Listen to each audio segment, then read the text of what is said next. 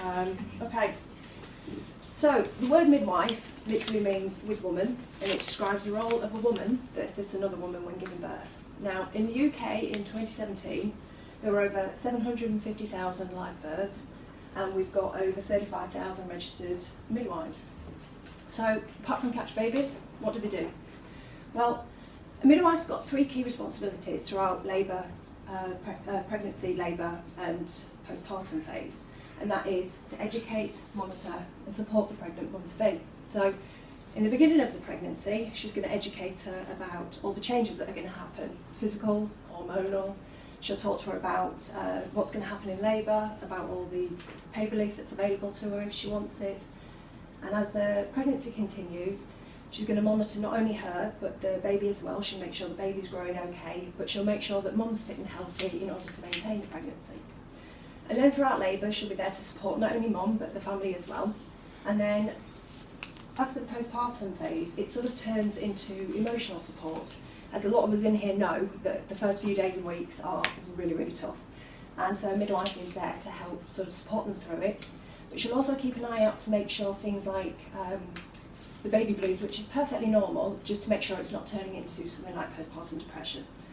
So, a little bit about the history. Now, midwives have been around for thousands of years, since biblical times.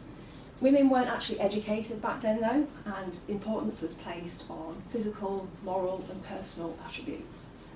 And they got their knowledge from becoming the a midwife's apprentice, so to speak.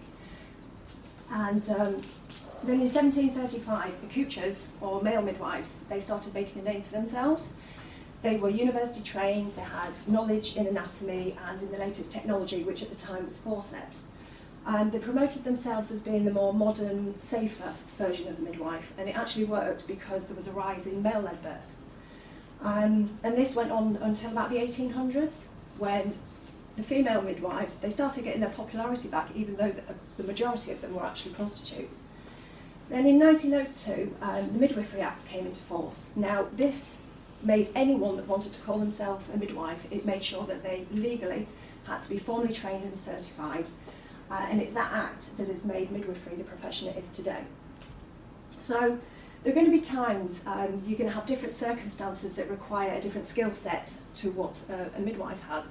So that means she's going to have to work with a number of people that have different skills, such as obstetricians. Now they specialise in the female reproductive system. You've got anaesthetist. If a woman decides she wants an epidural, if her labour becomes an instrumental delivery or she has to have a C-section, then it's going to be the anaesthetist that delivers the general anaesthetic. Neonatal nurses, they specialise in looking after premature or poorly babies.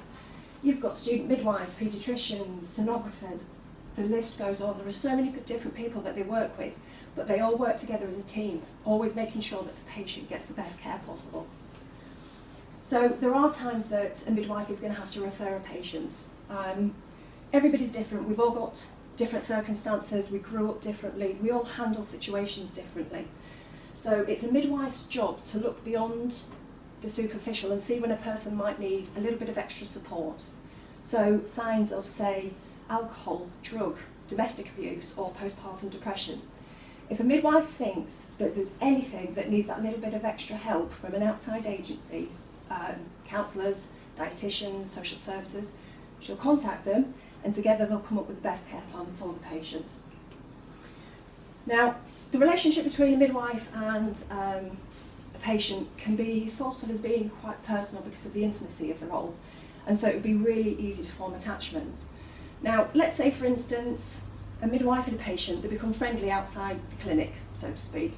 They become friends on Facebook, they arrange to go for a coffee, they get on really well. Next thing, they're going out for a meal together with their respective partners, and they become really, really good friends. Now, the next time the midwife sees the patient in a professional capacity, she's got a whopper of black eye, thanks to her husband. Do you think she's going to she's going to hesitate about telling the truth about where she got it from? Put your hands up if you think she will. I do. That there straight away, her care has been compromised. By crossing that line, the midwife has made the patient vulnerable. A midwife has got to act with due diligence at all times, both on and off duty, always making sure that that line between patient and professional is clear. And this is why we have policies. Now, in order to be registered with the Nursing and Midwifery Council, a midwife has to, she's got to follow a set of behaviours and standards. And they are things like prioritising people, practising effectively, preserving safety and promoting professionalism and trust. This is also how a midwife's fitness for practice is judged. Politics. Now, politics can affect midwifery in both good ways and bad ways. Just last month, the government pledged an extra 50 million towards ending the fight of female genital mutilation in Africa by 2030. So this is going to help midwives support those that have been affected by FGM, but also to help try and prevent it. So that's one good thing. But then, as we all know, probably in this room, about the student bursary. In 2017, they abolished it. Now, on midwifery, it's actually had a really bad impact.